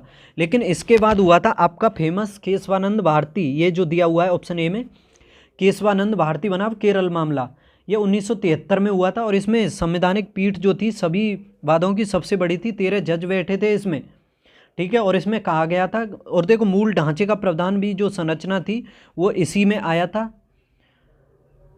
काफ़ी कुछ फेमस है ये केशवानंद भारती जो है, मूल ढांचे की संरचना से संबंधित है। उसके बाद ये मिनर्वा मिल्स आया था 1980 में, आया था 1980 में, और न्यायिक पुनरावलोकन से संबंधित है ये मिनर्वा मिल्स मामला भारत संघ का जो था। उसके बाद बामन राम मामला आया था, बामन राम बराम भारत संघ का 1981 में। उसमें 9वीं अनुसूची न्यायिक समीक्षा के अधीन की गई थी, और उसमें भी ये प्रावधान किया गया था, जो ये बामन राम मामला आया था भारत संघ का 1981 में, 9वीं अनुसूची को न्यायिक सूची जो है उसके जो प्रावधान थे उसमें न्यायिक समीक्षा के प्रावधान किए गए थे उसमें। तो कब से कब तक का, अगर उसमें कोई मामला 24 अप्रैल 1973 के बाद उसमें डाला गया हो 9वीं सूची में, तो उसका न्यायिक पुनरावलोकन किया जा सकता है। ये प्रावधान किया गया था बामन राम मामले में। अगर 24 अप्रैल 1973 से पहले का कोई मामला है 9वीं अनुसूची में, तो उससे कोई छेड़छाड़ नहीं की जा सकती है। फिर उसके बाद एक और मामला था बच्चन सिंह बना पंजाब मामला 1992 का, जिसमें सुप्रीम कोर्ट ने स्वयं में सरकार की आर्थिक नीतियों की समीक्षा नहीं करने का निवेदन किया था, ठीक है। स्वयं ही कहा था कि हम उसकी सरकार की जो नीतियां हैं, आर्थिक नीतियां, उसकी समीक्षा नहीं करेंगे। फिर उसके बाद एल चंद्र कुमार बना भारत संघ मामला 1997 में आया, काफ़ी फेमस था। और देखो SR बोम्मई मामला जो आया था 1994 में, वो काफ़ी फेमस है, उसको आप अच्छे से करना। ये जो दिया हुआ है ऑप्शन बी में, इसमें भारतीय संविधान एक संघात्मक संविधान है और यह भारत के मूल ढांचे का अंग है, यह कहा गया था इसमें। आगे देखो, अब निम्नलिखित में से कौन सा युग्म सही सुमेलित नहीं है। अनुच्छेद 19 स्वतंत्रता का अधिकार से संबंधित है, सही है। स्वतंत्रता का जो अधिकार है 19 से 22 तक है, 14 से 18 तक समानता का है। संवैधानिक उपचारों का अधिकार आर्टिकल 32 को कहा जाता है, इसमें दिया हुआ नहीं है, ठीक है। यही पूछा है, जब डायरेक्ट अनुच्छेद लिखा हुआ है तो ये तो गलत हो जाएगा, 32 दिया हुआ होता तो सही होता। अनुच्छेद 40 ग्राम पंचायतों से संबंधित है, राज्य के नीति निर्देशक तत्वों में। अनुच्छेद 44 समान नागरिक संहिता से, ये भी नीति निर्देशक तत्वों में, तो इसका सही जवाब हो जाएगा ऑप्शन बी। मौलिक अधिकारों को लागू करने के लिए उच्चतम न्यायालय द्वारा क्या जारी किया जाता है। उच्चतम न्यायालय द्वारा मौलिक अधिकारों को जारी करने के लिए क्या जारी किया जाता है।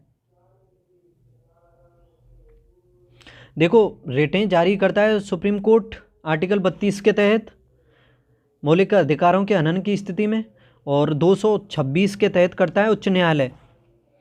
तो देखो इसमें क्या जारी किया जाता है, मौलिक अधिकारों को लागू करने के लिए, यानी रेट समादेश, तो ऑप्शन सी सही हो जाएगा। ये एकमात्र अधिकार है उच्चतम न्यायालय के पास जिसमें उसे सर्वोच्च न्यायालय से अधिक शक्तियां दी गई हैं। 5 प्रकार की तो रेट सुप्रीम कोर्ट जारी करता है, 6 प्रकार की रेट करता है उच्चतम न्यायालय। जो इंजेक्शन रेट है उसको जारी करता है, एकमात्र अधिक है सुप्रीम कोर्ट से उच्चतम न्यायालय। आगे देखो, निम्नलिखित में से वह कौन सी रेट है जो न्यायालयों, निगमों, सरकारी कर्मचारियों या व्यक्तियों को उनके द्वारा लोक कर्तव्य निष्पादित किए जाने का निर्देश हेतु जारी की जाती है। न्यायालयों, निगमों, सरकारी कर्मचारियों व व्यक्तियों को उनके द्वारा लोक कर्तव्य निष्पादित किए जाने का निर्देश हेतु जारी की जाती है। तो कौन सी रेट है इसमें, तो देखो इसका सही जवाब है परमादेश रेट जो है ये उच्चतम न्यायालय के द्वारा जारी की जाती है, और इसके अंतर्गत न्यायालयों, निगमों, सरकार कर्मचारियों या व्यक्तियों को उनके द्वारा जो लोक कर्तव्य निष्पादित किए जाने हैं उनके निर्देश हेतु जारी की जाती है परमादेश। आगे देखो, भारत के उपराष्ट्रपति के निर्वाचन के लिए निर्वाचन मंडल होता है। भारत के जो उपराष्ट्रपति है उसके निर्वाचन में कौन कौन भाग लेते हैं, तो देखो लोकसभा और राज्यसभा के निर्वाचित सदस्य भाग लेते हैं। देखो इसमें ऑप्शन में ओनली ये दिया हुआ है लोकसभा राज्यसभा के निर्वाचित सदस्य, ये तो भाग लेते हैं, मनोनीत भी भाग लेते हैं, यानी कह सकते हो लोकसभा और राज्यसभा के जितने सदस्य हैं सभी भाग लेते हैं, संसद के सभी सदस्य, ये समझ सकते हो। लेकिन राष्ट्रपति का जो चुनाव होता है उसमें मनोनीत भाग नहीं लेते हैं, उनमें उसमें ओनली लोकसभा और राज्यसभा के निर्वाचित सदस्य और उसके अलावा दिल्ली और पांडिचेरी विधानसभाओं के सदस्य भी भाग लेते हैं उसमें, और राज्यों की विधानसभाओं के भी। तो राष्ट्रपति के निर्वाचन में लोकसभा राज्यसभा के निर्वाचित, राज्यों की विधानसभाओं के निर्वाचित, दिल्ली और पांडुचेरी की निर्वाचित, यानी राष्ट्रपति में तो ओनली निर्वाचित सदस्य भाग लेते हैं। लेकिन उपराष्ट्रपति के चुनाव में संसद के यानी लोकसभा और राज्यसभा के निर्वाचित हों चाहे मनोनीत हों सभी सदस्य भाग लेते हैं उपराष्ट्रपति के चुनाव में। तो ऑप्शन भी सही हो जाएगा इसमें। भारतीय गणतंत्र के वो कौन से राष्ट्रपति थे जो सदा भारतीय धर्मनिरपेक्षता को सर्वधर्म समभाव कहते थे? भारतीय गणराज्य के कौन से राष्ट्रपति थे जो भारतीय धर्मनिरपेक्षता को सर्वधर्म समभाव कहते थे? तो ये कौन से राष्ट्रपति हुए? और देखो याद रखना ये हुए सर्वपल्ली राधाकृष्णन, इन्हें दार्शनिक राष्ट्रपति भी कहा जाता है। दार्शनिक राष्ट्रपति किसको? सर्वपल्ली राधाकृष्णन को, जो 1962 से लेकर 1967 तक राष्ट्रपति बने थे, दूसरे राष्ट्रपति थे भारत के, और ये धर्मनिरपेक्षता को सर्वधर्म समभाव कहते थे। ऑप्शन ए सही है इसका। और इन्हें पहला जो भारत रत्न मिला था वो भी मिला था 1954 में, पहला भारत रत्न। आगे देखो, विदेशों को भेजे जाने वाले विभिन्न संसदीय प्रतिनिधि मंडलों के लिए सांसदों का नामांकन निम्नलिखित में से कौन करता है? विदेशों को भेजे जाने वाले विभिन्न संसदीय प्रतिनिधि मंडलों के लिए सांसदों का नामांकन निम्नलिखित में से कौन करता है? किसके द्वारा किया जाता है? तो देखो इसका नामांकन करता है कौन? तो याद रखना ऑप्शन ए लोकसभा अध्यक्ष। लोकसभा अध्यक्ष की सलाह से ही जो प्रतिनिधि भेजे जाते हैं विदेश, वो भेजे जाते हैं लोकसभा अध्यक्ष की सलाह से। जब राष्ट्रपति को संवैधानिक संशोधन विधेयक भेजा जाता है तब वे क्या कर सकते हैं? यानी जब राष्ट्रपति के पास संवैधानिक संशोधन विधेयक भेजा जाता है तो उस पर राष्ट्रपति को क्या अधिकार है, क्या करना होता है राष्ट्रपति को? तो याद रखना अगर कोई संविधान संशोधन विधेयक राष्ट्रपति के पास भेजा जाता है तो इसका ऑप्शन डी जो दिया हुआ है अपनी सहमति देने के लिए बाध्य है। याद रखना संविधान संशोधन विधेयक राष्ट्रपति को अपनी सहमति देनी ही होती है, और यह प्रावधान किया गया था आर्टिकल, वो संविधान संशोधन हुआ था 24वां 1971 में, उसमें यह प्रावधान कर दिया गया कि राष्ट्रपति को संविधान संशोधन पर सहमति देना उसकी बाध्यता होगी, याद रखना। और 368(2) में अनुमति देगा, ये उसका उल्लेख किया गया है कि संविधान संशोधन पर राष्ट्रपति अपनी अनुमति देगा, ये उल्लेख आर्टिकल 368 के 2 में दिया गया है। ऑप्शन डी हो जाएगा इसका सही। जब अध्यक्ष और उपाध्यक्ष दोनों अनुपस्थित हों तब लोकसभा की अध्यक्षता निम्नलिखित में से कौन करता है? देखो जब अध्यक्ष और उपाध्यक्ष दोनों अनुपस्थित होते हैं तो लोकसभा की अध्यक्षता किसके द्वारा की जाती है?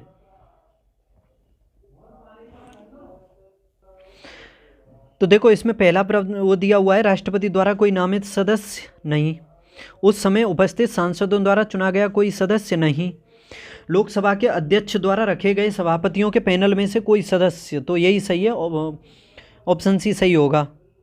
वयोवृद्ध भी ऐसा भी कोई प्रावधान नहीं है, तो सी हो जाएगा इसका सही जवाब। संसद में अविश्वास प्रस्ताव के बारे में निम्नलिखित में से कौन से कथन सही हैं? अविश्वास प्रस्ताव के बारे में बताओ कौन सा सही हो सकता है?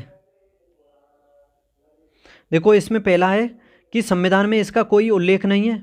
जो अविश्वास प्रस्ताव है क्या इसका कोई संविधान में उल्लेख नहीं है? तो पहला तो ये सही हो जाता है, संविधान में कहीं भी इसका कोई उल्लेख नहीं है। और देखो ये जो अविश्वास प्रस्ताव जब संविधान में पेश किया जाता, उसमें संसद में जब पेश किया जाता है ना, तो इसको पेश करने के लिए कम से कम 50 सदस्यों का समर्थन आवश्यक होता है। याद रखना कितने सदस्यों का? 50 सदस्यों का। और तब अध्यक्ष जो है इसका अनुमोदन करता है, याद रखना। और ये जो अविश्वास प्रस्ताव है केवल लोकसभा में प्रस्तुत किया जा सकता है। और अब देखो सेकंड, इस अविश्वास प्रस्ताव के बाद दूसरा अविश्वास प्रस्ताव प्रस्तुत करने के लिए 6 माह की अवधि अवश्य होनी चाहिए, तो ऐसा कोई नहीं है।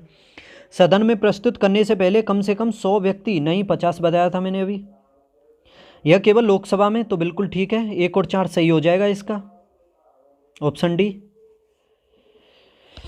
भारतीय संविधान में अवशिष्ट शक्तियां किसको सौंपी गई हैं? भारतीय संविधान में अवशिष्ट शक्तियां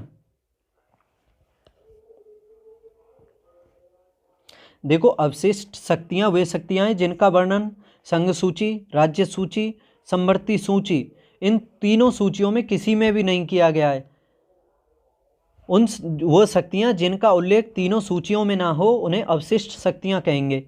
और ये किसको दी गई हैं?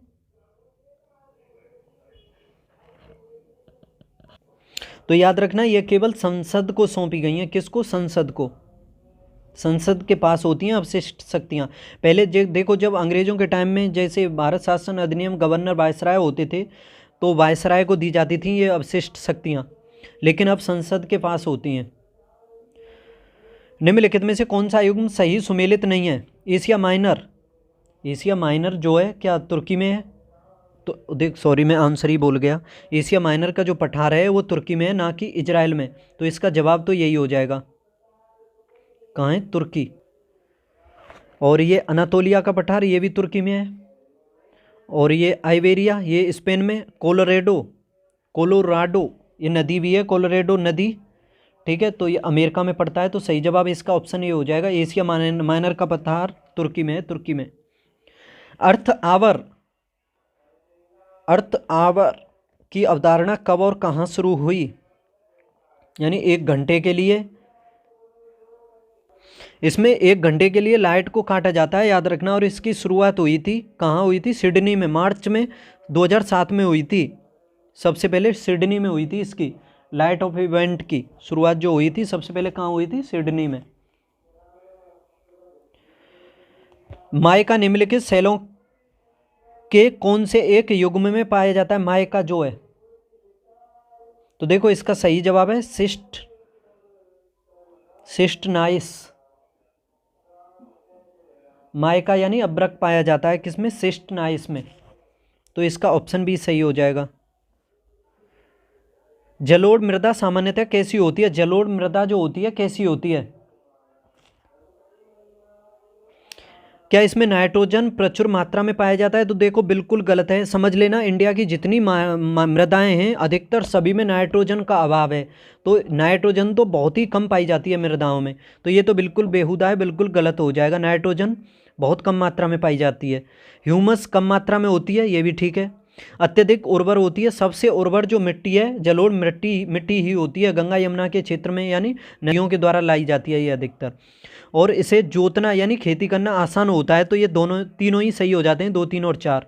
तो इसका सही जवाब होगा ऑप्शन बी। निम्नलिखित में कौन सा युग्म सही सुमेलित नहीं है? झीलों की भूमि किसको कहा जाता है? झीलों की भूमि, तो देखो फिनलैंड को कहा जाता है झीलों की भूमि। काफ़ी झीलें हैं फिनलैंड में। सफ़ेद हाथियों का देश थाईलैंड को कहा जाता है, ना कि अर्जेंटीना को। किसको? थाईलैंड को। यही जवाब है इसका। गोल्डन पैगोडा की भूमि म्यांमार को कहा जाता है। उगते सूर्य का देश जापान को। आंसर हो गया ऑप्शन बी। ग्रीन अकाउंटिंग का अर्थ है कि आकलन को ध्यान में रखते हुए देश की राष्ट्रीय आय को मापना। क्या है ग्रीन अकाउंटिंग का अर्थ?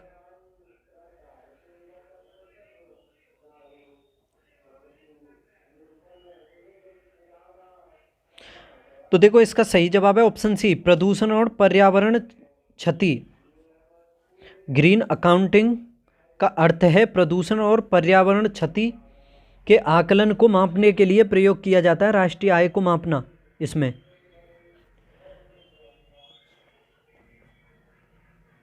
देखो ग्रीन अकाउंटिंग का अर्थ है प्रदूषण और पर्यावरणीय क्षति के आकलन को ध्यान में रखते हुए देश की राष्ट्रीय आय का मापन। आगे देखो भूकंप का अपकेंद्र क्या होता है? भूकंप का जो अपकेंद्र होता है वो क्या होता है?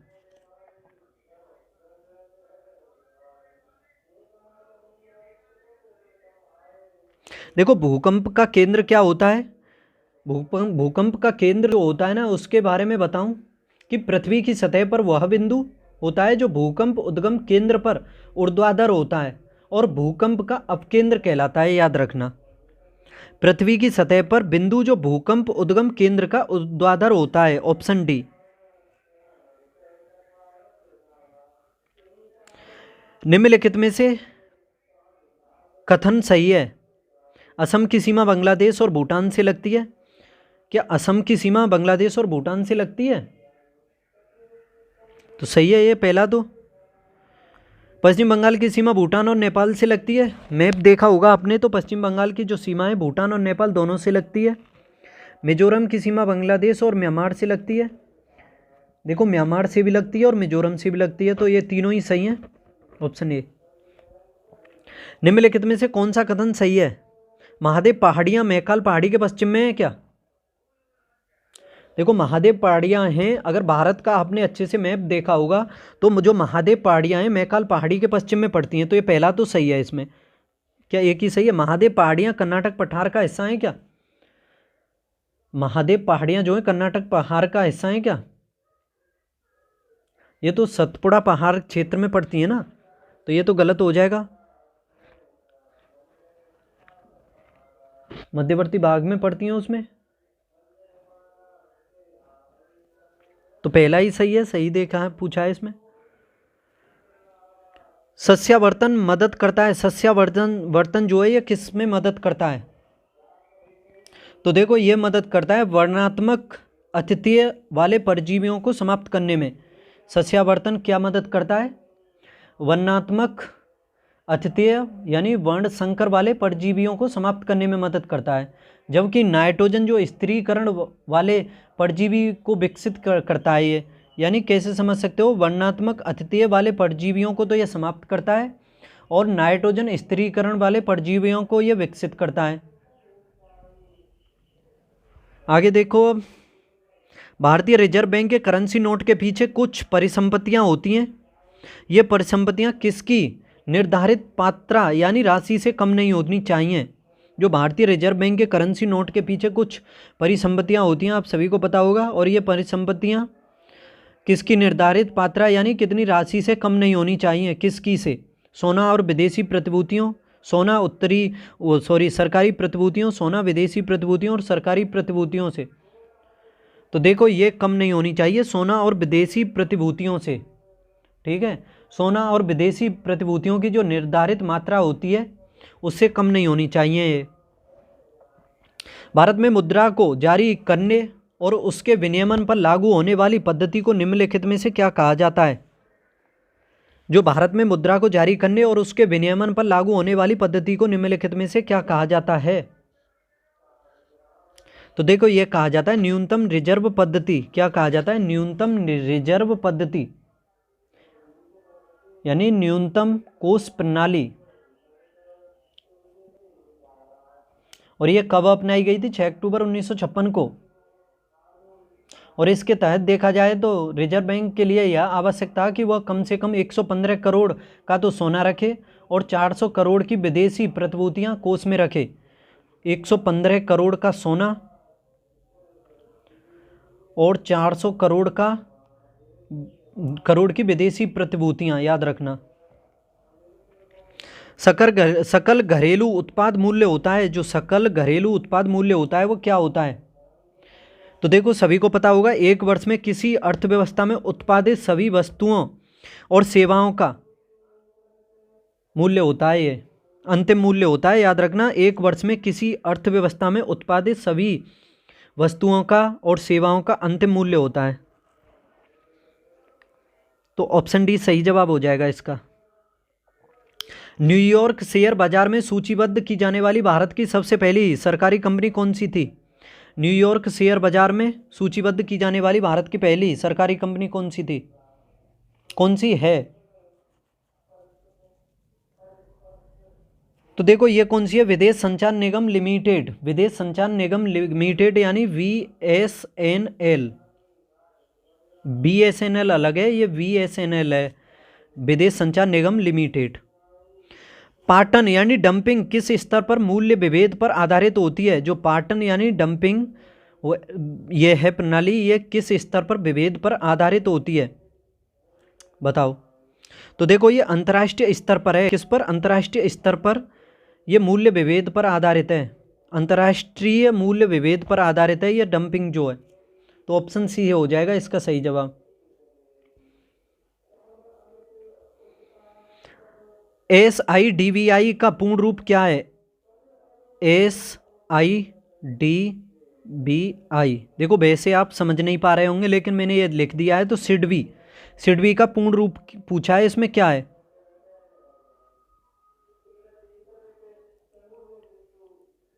सिडबी का पूर्ण रूप बताना है। सिडबी का पूर्ण रूप क्या है बताओ। तो देखो इसका है small industry development bank of India, तो ऑप्शन बी सही हो जाएगा, small industries development bank of India.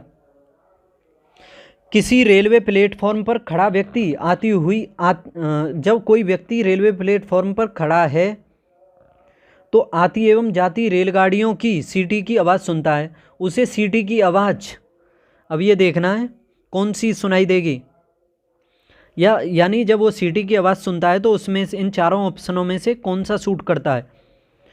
एक आ रही है और एक जा रही है रेलगाड़ी, तो सीटी की आवाज़ सुनाई कौन सी देगी कौन सी नहीं देगी। तो देखो रेलगाड़ी के आने पर सुनाई देगी सीटी की आवाज़ उसे, रेलगाड़ी के आने पर। इलेक्ट्रॉनिकी में टंकी परिपथ यानी टैंक सर्किट के अंतर्गत क्या आता है। इलेक्ट्रॉनिकी में टंकी परिपथ के अंतर्गत क्या आता है। तो देखो इसमें प्रतिरोध यानी रेजिस्टेंस एवं धारिता यानी कैपेसिटेंस ये आते हैं इसमें, प्रतिरोध और धारिता। इलेक्ट्रॉन सूक्ष्मदर्शी के माध्यम से क्या देखा जाता है। इलेक्ट्रॉन सूक्ष्मदर्शी के माध्यम से क्या देखा जाता है। देखो कुछ क्वेश्चन सभी को अच्छे लग रहे हों तो चैनल को सब्सक्राइब करना तो आपका फर्ज बनता है, तो आपसे मैं यही कहूँगा चैनल को सब्सक्राइब कर लो और कोई आपका दोस्त हो तो उसको शेयर भी कर दो। तो बताओ इलेक्ट्रॉन सूक्ष्मदर्शी के माध्यम से क्या देखा जाता है। तो देखो इसमें जीवाणुओं और विषाणुओं की संरचना को इलेक्ट्रॉन सूक्ष्मदर्शी से देखा जाता है, ऑप्शन बी सही हो जाएगा। निम्नलिखित में से कौन सी घटना पहले हुई थी, इन सभी में सबसे पहले कौन सी घटना हुई थी।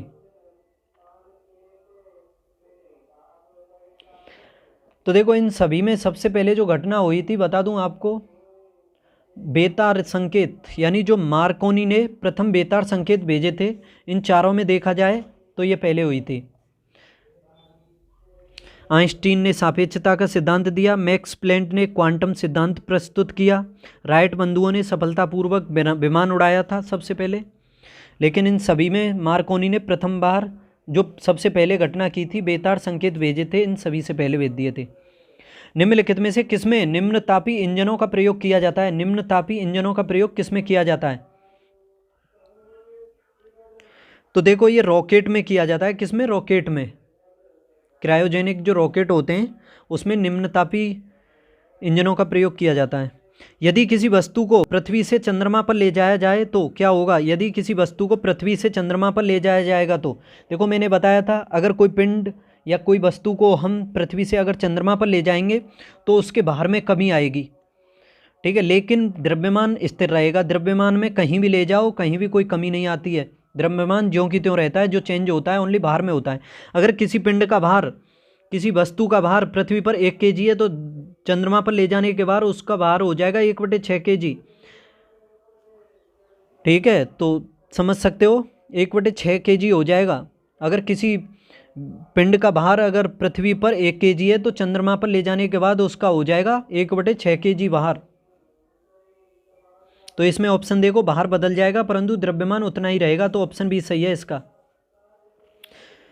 तार केबलों के स्थान पर प्रकाशित तंतुओं यानी ऑप्टिकल फाइबर का प्रयोग किया जाता है। तार केबलों के स्थान पर ऑप्टिकल फाइबर का इस्तेमाल किस में किया जाता है। नहीं, क्यों किया जाता है, किस लिए किया जाता है। क्या ये प्रबल चुंबकीय क्षेत्र उत्पन्न करते हैं इसलिए, तो यही सही होगा इसका, ये प्रबल चुंबकीय क्षेत्र उत्पन्न करते हैं जो ऑप्टिकल फाइबर होते हैं, इसीलिए इनका प्रयोग किया जाता है केबलों के स्थान पर प्रकाशीय तंतुओं में। प्रकाशीय तंतुओं में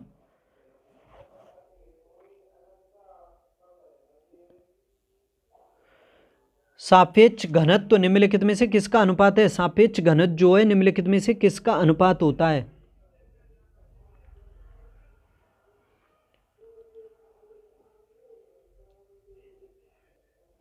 तो देखो इसका ऑप्शन ये सही होगा, पदार्थ का घनत्व और जल का घनत्व, ये इनका अनुपात होता है सापेक्ष घनत्व। उस दृष्टि दोष को क्या कहते हैं जिसमें किसी पदार्थ के एक तल में बिंदु केंद्र में दिखाई देते हैं जबकि दूसरे तल में बिंदु केंद्र के बाहर दिखाई देते हैं। ये दृष्टि का रोग है। और इसको क्या कहते हैं, जिसमें पदार्थ के एक तल में केंद्र में बिंदु जो है एक केंद्र में दिखाई देते हैं और दूसरे केंद्र के बाहर दिखाई देते हैं, तो कौन सा रोग हो जाता है ये? तो देखो ये होता है अबिंदुता। देखो निकट दृष्टि दोष, दूर दृष्टि दोष सुने होंगे। निकट दृष्टि दोष के निवारण के लिए अवतल लेंस का प्रयोग करते हैं, दूर के लिए उत्तल का प्रयोग करते हैं। तो ये जो अबिंदुता है इसमें बिंदु केंद्र में दिखाई देता है और दूसरा बिंदु केंद्र के बाहर दिखाई देता है, याद रखना। नेक्स्ट देखो, आयोडीन मानव शरीर में निम्नलिखित में से कौन सा कार्य करता है? आयोडीन जो है, आयोडीन, तो देखो आयोडीन थायराइड ग्रंथि में से संबंधित है, यानी आयोडीन की कमी होने से थायराइड ग्रंथि में प्रॉब्लम होती है। तो आयोडीन थायराइड के लिए काफ़ी आवश्यक तो होती है, याद रखना। तो इसमें देखो सही जवाब होगा ऑप्शन बी, या अवटु, यानी थायराइड ग्रंथियों के काम को नियंत्रित करती है। नेक्स्ट देखो, फॉर्मेल्डिहाइड और पोटेशियम हाइड्रोक्साइड को गर्म करने पर क्या प्राप्त होता है? फॉर्मेल्डिहाइड और पोटेशियम हाइड्रोक्साइड को गर्म करने पर क्या प्राप्त होता है? एक दो क्वेश्चन और हैं बस, बताओ क्या प्राप्त होता है? तो देखो मेथिल एल्कोहल प्राप्त होता है फॉर्मेल्डिहाइड और पोटेशियम हाइड्रोक्साइड को गर्म करने पर।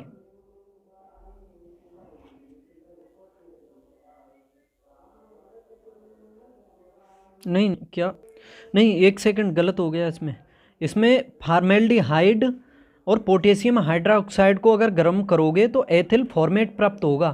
क्या होगा? Ethyl format. तो ऑप्शन डी होगा इसका सही जवाब, एथिल फॉर्मेट। वायुमंडल के निचले भाग में हाइड्रोजन क्यों नहीं पाई जाती है? देखो हाइड्रोजन, हीलियम ये काफ़ी हल्के गैसें होती हैं, जो हल्की होंगी तो वो नीचे तो रुकेंगे ही नहीं, वो ऊपर चली जाएंगी। तो उसी हिसाब से समझ सकते हो। तो वायु, जैसे ऑक्सीजन है काफ़ी भारी गैस होती है तो वो पाई जाती है, तो वायुमंडल के निचले भाग में इसीलिए नहीं पाई जाती हैं क्योंकि ये हल्की होती हैं। ऑप्शन बी सही हो जाएगा इसका। तो कंप्लीट हो गए आज के प्रैक्टिस सेट के महत्वपूर्ण क्वेश्चन। कैसे लगे आप सभी को बताना सभी, और चैनल को सब्सक्राइब कर लो। फिर मिलते हैं अगले प्रैक्टिस सेट में, तब तक पढ़ते रहो, बाय।